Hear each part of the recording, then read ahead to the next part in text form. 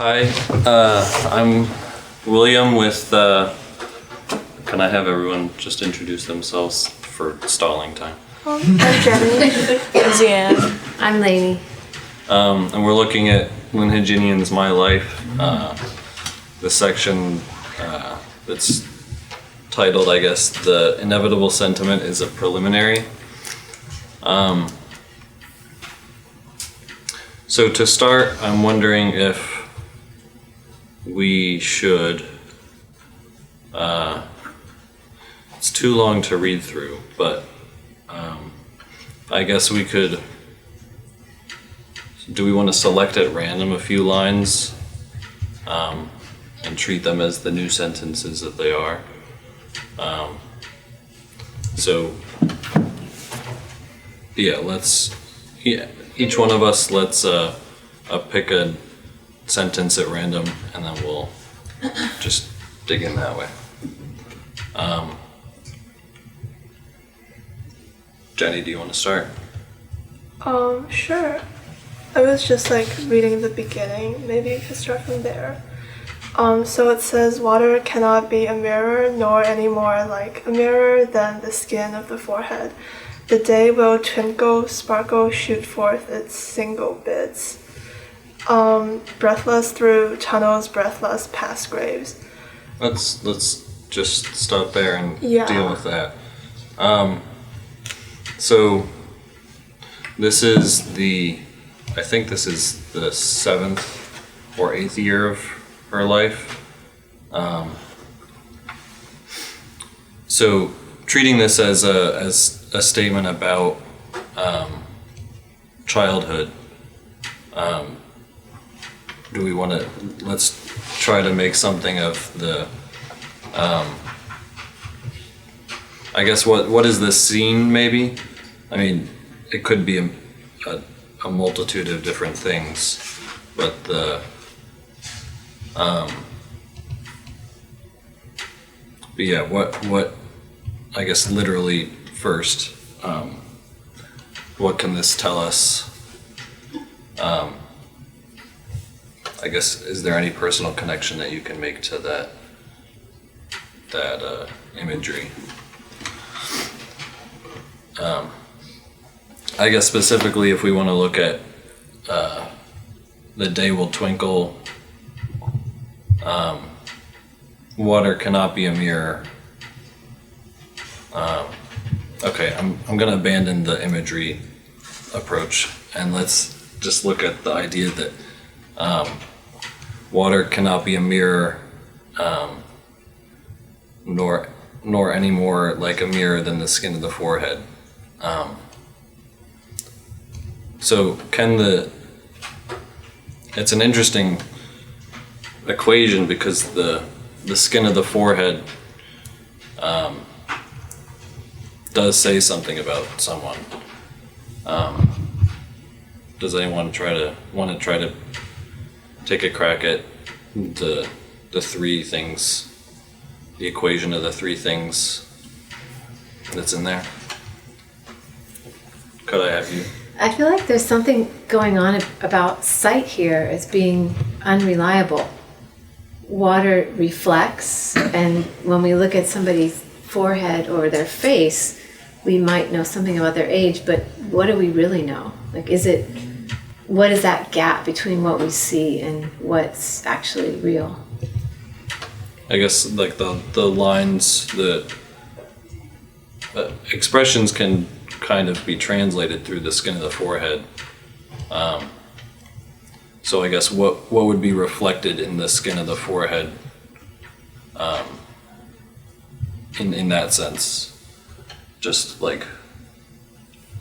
Well, I was kind of connecting this sentence to the next because I think it's interesting how if when we look into a mirror, we see our own reflection, but immediately following we get twinkle, sparkle, shoot forth, it's single bits, and they're like flashes. So in a sense, we see our fragments and not like the complete whole self. I think so, even if we look into a mirror, perhaps like what we see is not like a complete version of ourselves.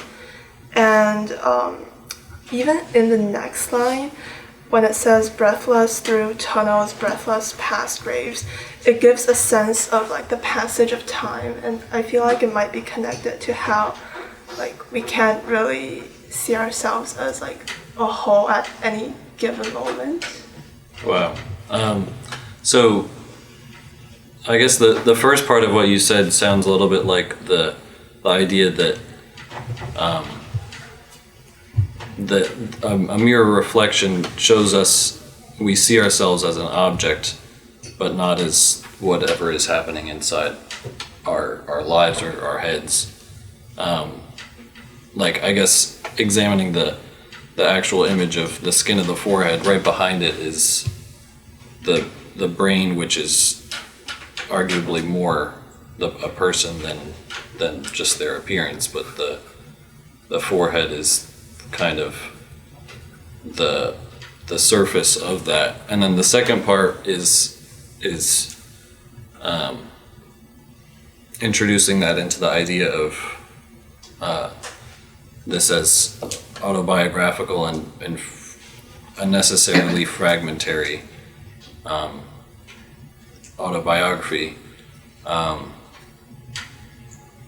So, Zeeanne, do you have anything to add about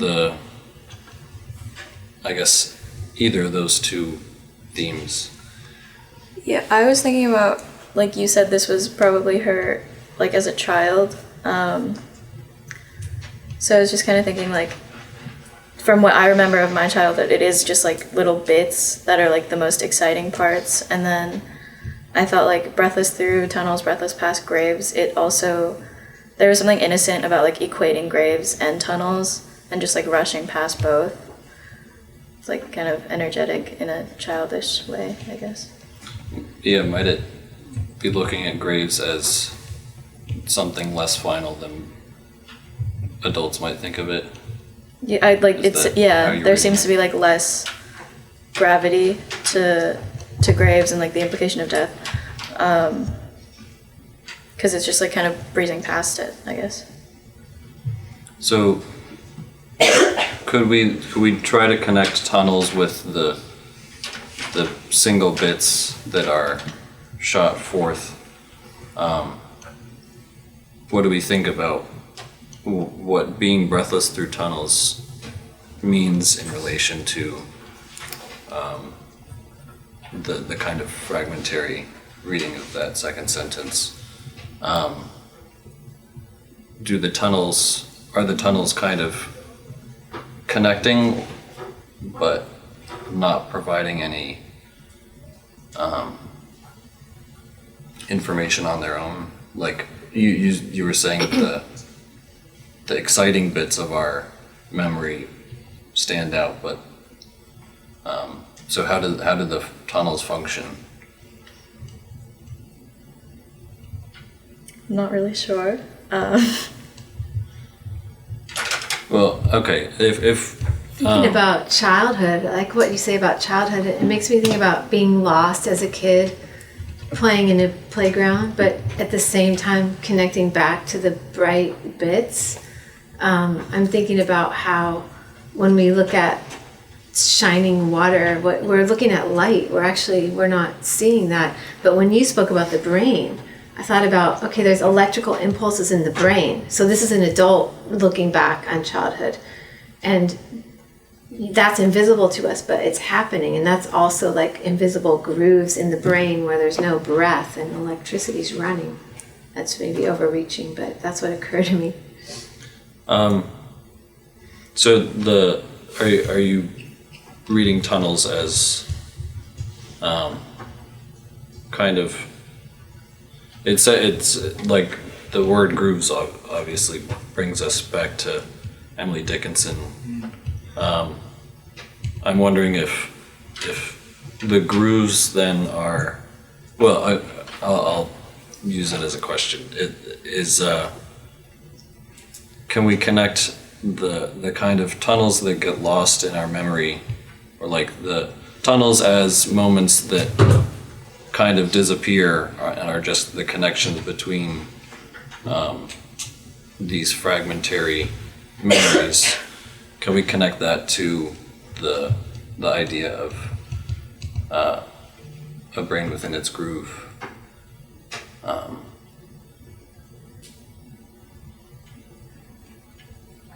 That's a great question. Jenny? Yeah, I think one way I sort of connect that is because the brain within its groove is talking about how like one's thoughts and one's ideas are like really uninhibited, and they go like they can go in any direction, and once it pivots it couldn't really turn back. So I think like in general the style and structure of this poem gives me that sense, in that so we go from something saying like the day will, which is probably the speaker assuming a position of a child, but then immediately it goes to we went down, and it goes back into memory.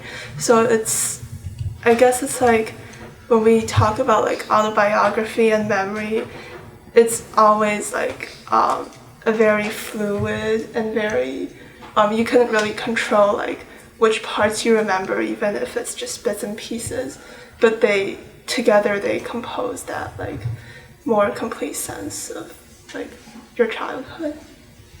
So you're am I right in saying that you're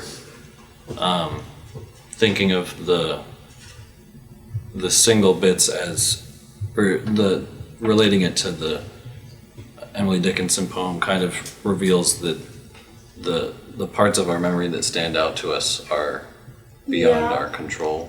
Yeah, and also just like how they flash out and we couldn't really, like just not think about it. Yeah, that's a good point. I'm wondering also if we focus on the kind of opposite image in the poem of the brain within its groove as it's running before it's taken off track, and looking at Lyn Hejinian's use of the word breathless through tunnels. Can we say anything about breathlessness in the situations where we're in the groove and kind of doing what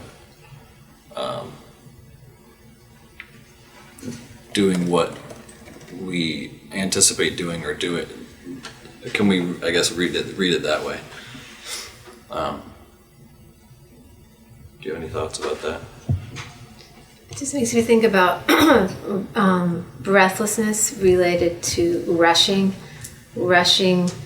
related to moving without thinking, like overstressed, overrunning, not looking where one's going, disconnected, maybe. So then, what does it mean to then say breathlessness past graves?